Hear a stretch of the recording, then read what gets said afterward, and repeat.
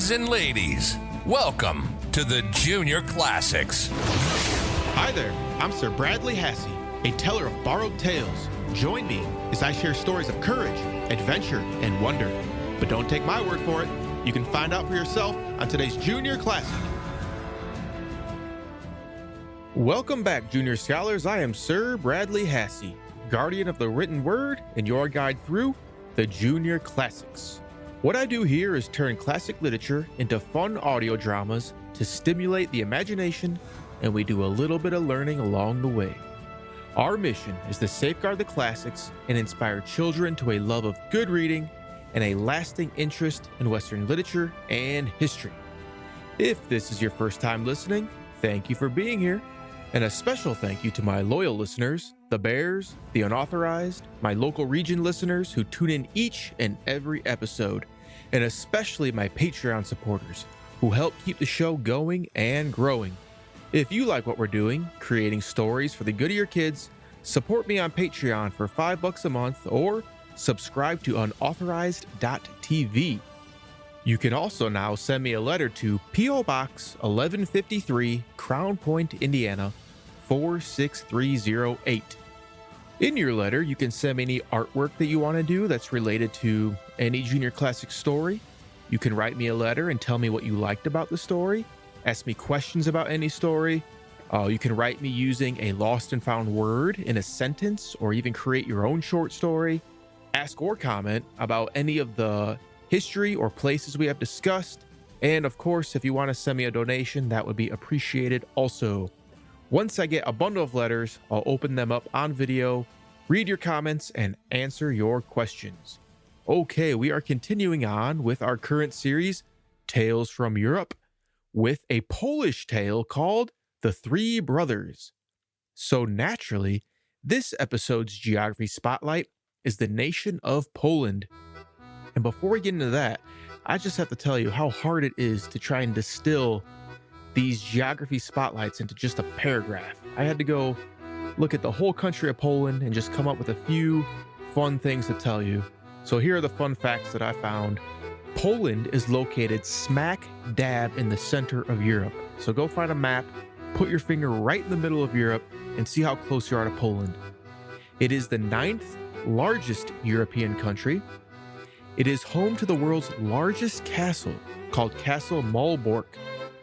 It is also home to the largest population of European bison called Wisent, which were once considered extinct in the wild. One of Poland's national heroes is the renowned classical music composer Frédéric Chopin, who is admired for his extraordinary piano composition and playing skills. And if you wait to the very end of the show, I'm going to play a beautiful piece composed by Chopin. The national symbol of Poland is a white eagle with golden talons and a crown upon its head. Okay, now it's time for Lost and Found Words! Listen carefully to these words and their meanings and try and spot them during the story.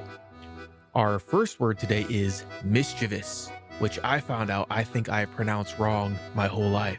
I used to always say mischievous, but as I was looking this up, I learned something just like you guys. So mischievous means having a fondness for causing trouble. You could also say someone would be naughty, troublesome, rascally, or playful, and you will meet a very mischievous hawk in today's story. Our second word is abyss. Abyss means a deep or bottomless pit. The hero will explore a huge abyss. Our third word is exquisite. Exquisite means extremely beautiful and delicate. Flowers in the story are described as exquisite. Do you think that's a proper description of flowers? I think so. Number 4 is implore. To implore means to beg someone seriously or desperately to do something. The hero in our story will implore a girl to become his wife. And our last word today is transform. Transform means to change into something new or different. A caterpillar transforms or turns into a butterfly. I knew you knew that one. Okay, that's all for this week's Lost and Found Words. Now, on to the show.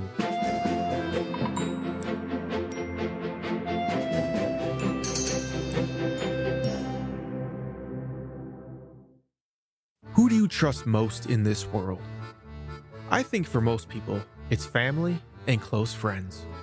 Now, how would you feel if someone you trusted betrayed you?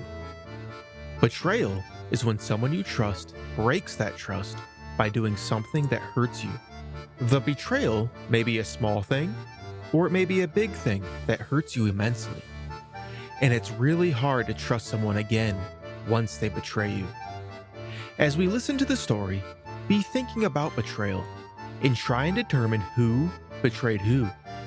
If you were the character in today's tale and came face to face with your betrayer, how would you feel and what would you do?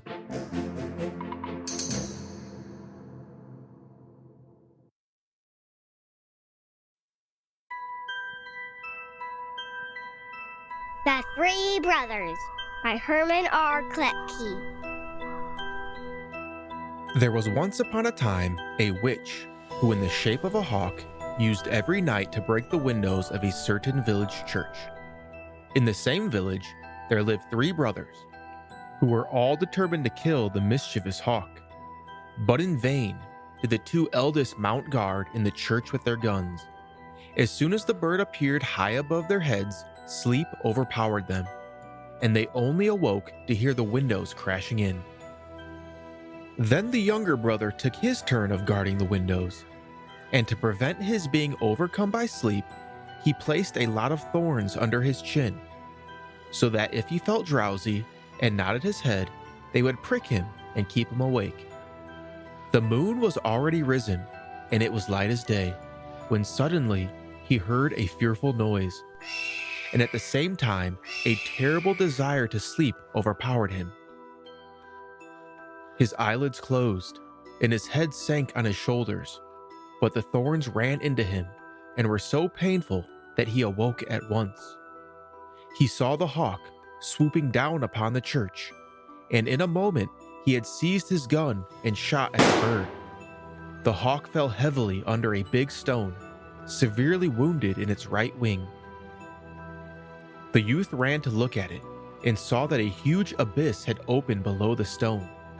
He went at once to fetch his brothers, and with their help, dragged a lot of pine wood and ropes to the spot. They fastened some of the burning pine wood to the end of the rope and let it slowly down the bottom of the abyss. At first, it was quite dark, and the flaming torch only lit up dirty gray stone walls. But the youngest brother determined to explore the abyss, and letting himself down by the rope, he soon reached the bottom. Here, he found a lovely meadow full of green trees and exquisite flowers. In the middle of the meadow stood a huge stone castle with an iron gate leading to it, which was wide open. Everything in the castle seemed to be made of copper, and the only inhabitant he could discover was a lovely girl who was combing her golden hair. And he noticed that whenever one of her hairs fell on the ground, it rang out like pure metal. The youth looked at her more closely and saw that her skin was smooth and fair, her blue eyes bright and sparkling, and her hair as golden as the sun. He fell in love with her on the spot, and kneeling at her feet, he implored her to become his wife. The lovely girl accepted his proposal gladly, but at the same time, she warned him that she could never come up to the world above till her mother, the old witch, was dead. And she went on to tell him that the only way in which the old creature could be killed was with the sword that hung up in the castle, but the sword was so heavy that no one could lift it. Then the youth went into a room in the castle where everything was made of silver, and here he found another beautiful girl, the sister of his bride. She was combing her silver hair, and every hair that fell on the ground rang out like pure metal. The second girl handed him the sword, but though he tried with all his strength, he could not lift it. At last, a third sister came to him and gave him a drop of something to drink, which she said would give him the needful strength. He drank one drop, but still he could not lift the sword. Then he drank a second drop, and the sword began to move, but only after he had drunk a third drop was he able to swing the sword over his head. Then he hid himself in the castle and awaited the old witch's arrival.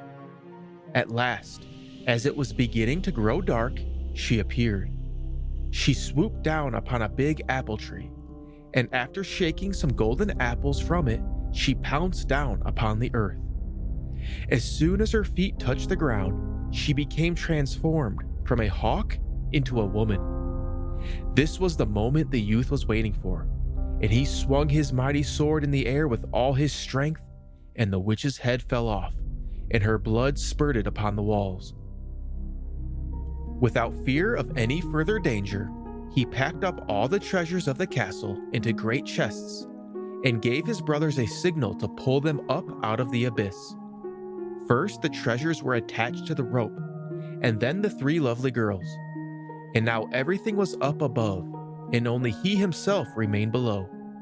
But as he was a little suspicious of his brothers, he fastened a heavy stone onto the rope and let them pull it up. At first they heaved with a will, but when the stone was halfway up, they let it drop suddenly, and it fell to the bottom broken into 100 pieces. So that's what would have happened to my bones, had I trusted myself to them, said the youth sadly, and he cried bitterly, not because of the treasures, but because of the lovely girl with her swan-like neck and golden hair. For a long time he wandered sadly all through the beautiful underworld, and one day he met a magician who asked him the cause of his tears. The youth told him all that had befallen him, and the magician said, "Do not grieve, young man. If you will guard the children who are hidden in the golden apple tree, I will bring you at once up to the earth. Another magician who lives in this land always eats my children up. It is in vain that I have hidden them under the earth and locked them into the castle. Now I have hidden them in the apple tree. Hide yourself there too, and at midnight you will see my enemy." The youth climbed up the tree and picked some of the beautiful golden apples, which he ate for his supper. At midnight, the wind began to rise, and a rustling sound was heard at the foot of the tree. The youth looked down and beheld a long, thick serpent beginning to crawl up the tree. It wound itself round the stem and gradually got higher and higher. It stretched its huge head, in which the eyes glittered fiercely among the branches, searching for the nest in which the little children lay. They trembled with terror when they saw the hideous creature and hid themselves beneath the leaves. Then the youth swung his mighty sword in the air, and with one blow cut off the serpent's head. He cut up the rest of the body into little bits and strewed them to the four winds. The father of the rescued children was so delighted over the death of his enemy that he told the youth to get on his back, and thus he carried him up to the world above.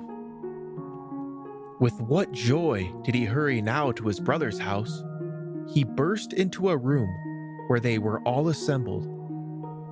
But no one knew who he was. Only his bride, who was serving as cook to her sisters, recognized her lover at once. His brothers, who had quite believed he was dead, yielded him up his treasures at once and flew into the woods in terror. But the good youth forgave them all they had done and divided his treasures with them.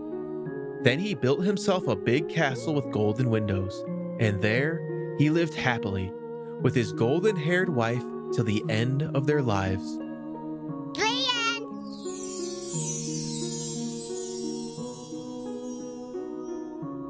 I like this story. It was spooky with the hawk and the witch. There was plenty of adventure in exploring the abyss and the underworld. The hero faced challenges, and there was a good example of forgiveness at the end.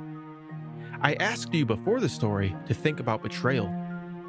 And I don't know for sure why the two older brothers planned to kill their youngest brother by letting go of the rope they were hoisting him up with.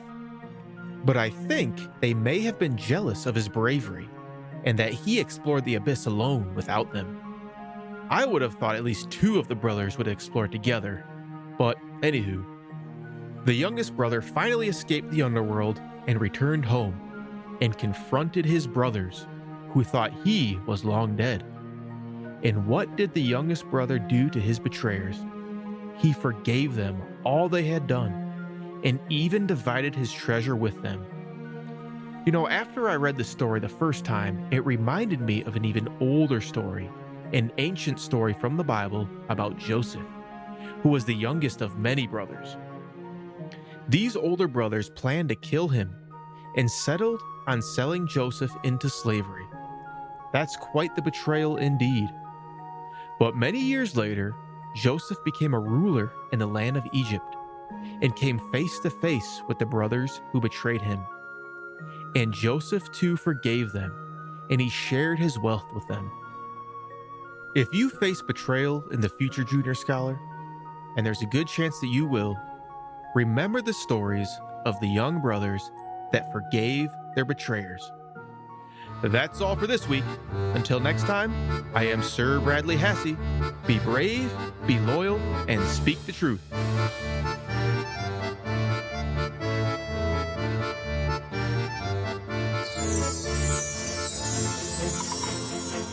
Now, for you parents out there, I want you to understand why we are doing this, what we are trying to achieve, and how you can help us. This is a rescue operation to preserve the classics and the wisdom within before it is lost forever. Our goal is to inspire children with a love of good reading by safeguarding and breathing new life into the greatest stories in history, and empower you, the parents, with a resource you can trust to enrich your child's mind and spirit. We don't want these stories and the wisdom within to be forgotten, so our children don't have to learn these lessons on their own. The most important thing you can do for us is to spread the message and tell others about these stories and what we are doing. If you want to donate, we would love that as well. My promise is that 100% of donations will go to building the impact and quality of the Junior Classics. If you have feedback and thoughts on how we can do things better, please send an email to juniorclassicspodcast@gmail.com. And now, a beautiful piece composed by Frédéric Chopin.